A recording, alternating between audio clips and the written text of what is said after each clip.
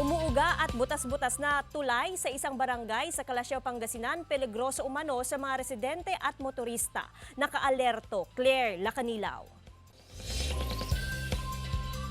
Kahit peligroso, napipilitang dumaan ng ilang residente at motorista sa tulay na ito sa Barangay Lumbang, Calasiao, Pangasinan. Mahigit 3 dekada na umanong idinadaing ng mga residente ang problema sa tulay. Ngunit hanggang ngayon, hindi pa ito naayos. Umuuga na umano ang tulay at may kalumaan na rin. Kaya panawagan ng ilang residente na sana maayos na ang tulay. Parang natatanggal na yung mga niya, yung mga tabla.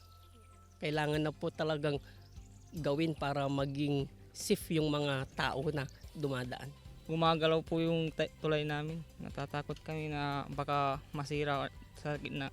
Luma na yung mga bakal niya po. Bilang pansamantalang solusyon, tinatapalan ng pinagtagpi-tagping kahoy ang tulay upang maiwasan ng aksidente. Nagtulong-tulong na rin ang barangay para tabunan ang daanan malapit sa tulay. Ngunit hindi pa rin ito sapat upang tuluyang masolusyonan ang problema. Natakpan-takpan lang namin, ma'am, ng mga tabla.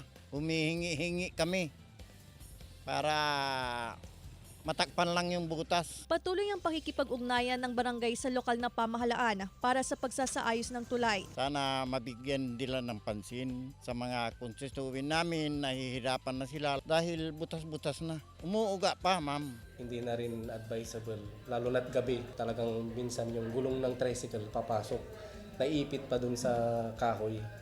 Kaya ang recommendation ko rin sana, mabigyan ng pondo para alis magawa.